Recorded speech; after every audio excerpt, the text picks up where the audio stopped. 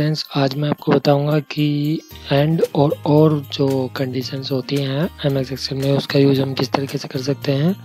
मान लीजिए कि पहले मैं आपको एंड के बारे में बता देता हूं। मान लीजिए आपने टेस्ट दिए हैं, जैसे कि 3 टेस्ट आपने दिए हैं, मैथ का, इंग्लिश का, साइंस का, या फिर कोई अदर किसी भी अदर डेटाबेस के लिए भी आप एंड का यूज़ कर सकते हैं, जिसमें कि आप एक लिमिट चूज़ कर लेते हैं। अगर उस लिमिट से वैल्यू कम आती है, मान लीजिए जैसे कि मैथ में अगर आपकी जो नंबर है वो 30 से ज़्यादा आना चाहिए था तो आप पास होते, वरना आप फेल होते। या फिर इंग्लिश में आपका 30 से ऊपर आए हैं तो आप पास हो गए हैं। तो इसमें साइंस में भी 86 आए तो आप 30 से ऊपर हैं तो इसलिए आप पास हो गए हैं। तो इसका मतलब ये ट्रू होना चाहिए, मतलब आप पास होने चाहिए। लेकिन मैथ में आपके 30 से कम आए हैं तो आपको फेल होना चाहिए। सारी कंडीशंस आप एक फॉर्मूले में लेते हैं, एंड वाले फॉर्मूले में। जैसे कि मैं आपको लेकर बताता हूँ। आपको क्या करना है, इक्वल का चिन्ह लगाकर एंड वाला फॉर्मूले के लिए AND लिखना है। नीचे इसका आइकन आ जाएगा, डबल क्लिक कीजिए, ये फॉर्मूला ओपन हो जाएगा। तो यहाँ से आपको लॉजिक 1, लॉजिक 2, ये लॉजिक नंबर ऑफ लॉजिक्स मांग रहा है, कितने लॉजिक्स लगाने हैं आपको। मैं सबसे पहले मैथ में लगा देता हूँ। तो मैथ वाले मैं सेल को सिलेक्ट कर लूँगा। सिलेक्ट करने के बाद मैं चाहता हूँ कि जो लेस देन इक्वल मतलब ग्रेटर देन इक्वल्स टू कितनी वैल्यू से ये ज़्यादा होनी चाहिए इसकी वैल्यू, ताकि ये ट्रू हो, मतलब कि वो पास हो। तो इसके लिए मैं 33 ले लेता हूँ, 33 ले लेता हूँ। और इसके बाद मैं सेकंड वाले इंग्लिश में भी लगा देता हूँ। इसका यूज़ करके आप डायरेक्टली पता कर पाएंगे कि आपका जो स्टूडेंट है वो पास हुआ है या फेल।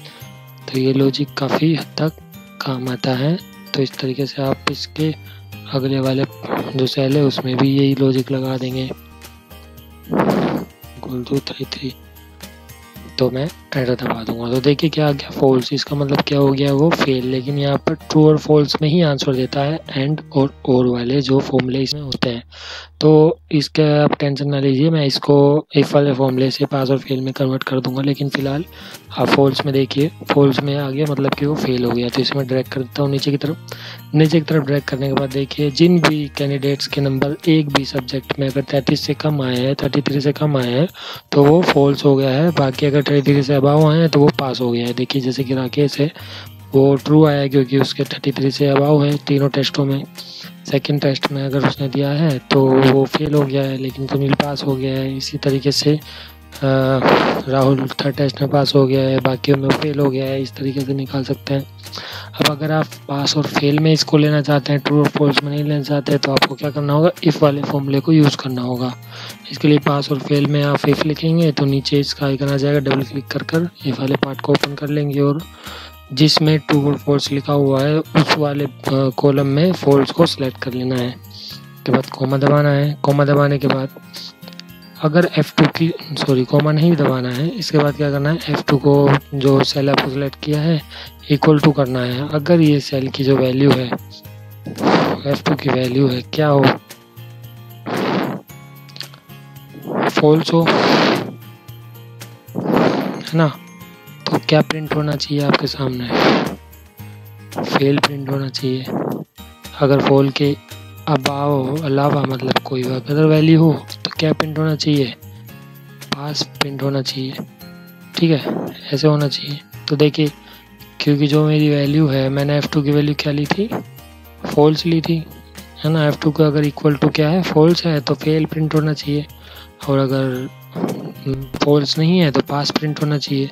ये मैंने कंडीशन ली तो ये लगाई इफ के फॉर्मूले में। तो मैं नीचे की तरफ ट्रैक कर देता हूँ। तो देखिए, जहाँ जहाँ फॉल्स है वहाँ पर ये फेल प्रिंट हो गया और जहाँ जहाँ ट्रू है वहाँ पर ये पास प्रिंट हो गया। तो इस तरीके से आप पास और फेल का पता लगा सकते हैं इफ वाले फॉर्मूले का यूज़ करके, लॉजिक लगाकर।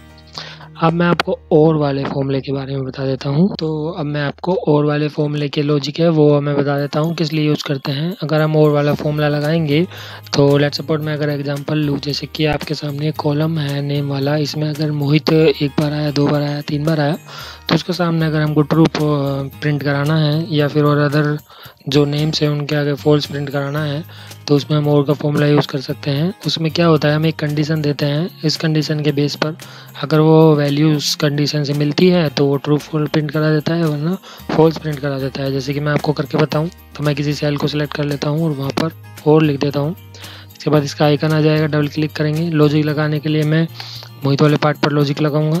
तो A2 को सेलेक्ट कर लिया, इक्वल टू अगर जो मेरी वैल्यू है वो क्या हो, किसके सामने आप ट्रू प्रिंट कराना चाहते हैं। मान लीजिए अगर वो वैल्यू मेरी सुनील है तो मेरा ट्रू प्रिंट हो जाए, वो नहीं तो फॉल्स प्रिंट होगा। तो सेम मैं एक और के लिए लगा लेता हूँ दोबारा A2, क्योंकि स्टार्ट यहाँ से कर रहा हूँ इसलिए इसी वाले सेल को सिलेक्ट करना है। इक्वल दबाएंगे, इक्वल दबाकर मैं दूसरा ले लेता हूँ राहुल के लिए और इसको बंद कर देता हूँ कॉलम लगाकर, ठीक है, और एंटर दबा देता है। तो देखिए फ्रेंड्स, जो मोहित था मैंने नहीं लिया और वाली कंडीशन में, तो इसलिए वो नहीं आया। बाकी मैंने जो लिए थे राहुल और सुनील, क्योंकि वो लिए हैं मैंने, अगर वो सुनील और राहुल आएंगे A2 से इक्वल होंगे तो क्या होगा, मेरा जो वहाँ पर प्रिंट हो जाएगा, सॉरी। तो ड्रैग करने के बाद देखिए फ्रेंड्स, जो सुनील वाला पार्ट था वो भी ट्रू हो गया, राहुल वाला पार्ट वो भी ट्रू हो गया। सभी में ऐसा ही हुआ है क्योंकि मैंने यहाँ पर और वाला फॉर्मूला लगाया है और मैं कंडीशन लगाई है कि जैसे कि अगर A2 इक्वल होगा, मतलब कि जैसे A3 जो मेरा पार्ट था वो सुनील से इक्वल है तो मतलब वो ट्रू है, और सेकंड लॉजिक पे नहीं गया वो। लेकिन फोर्थ फाइव वाले पार्ट में राहुल है, लेकिन इसमें क्या हुआ है कि A5 जो सुनील की इक्वल नहीं है तो इसको इसने फॉल्स माना है, लेकिन लिखा नहीं। A5 में राहुल ट्रू है तो इसने ट्रू लिख दिया यहाँ पर। इस तरीके से वो लॉजिक्स को देखता है, अगर लॉजिक एक भी सही होता है तो ट्रू प्रिंट कराता है, एक भी सही नहीं होता तो फॉल्स प्रिंट कराता है। इस तरीके से और का फॉर्मूला हम यूज़ कर सकते हैं और एंड का फॉर्मूला यूज़ करते हैं। तो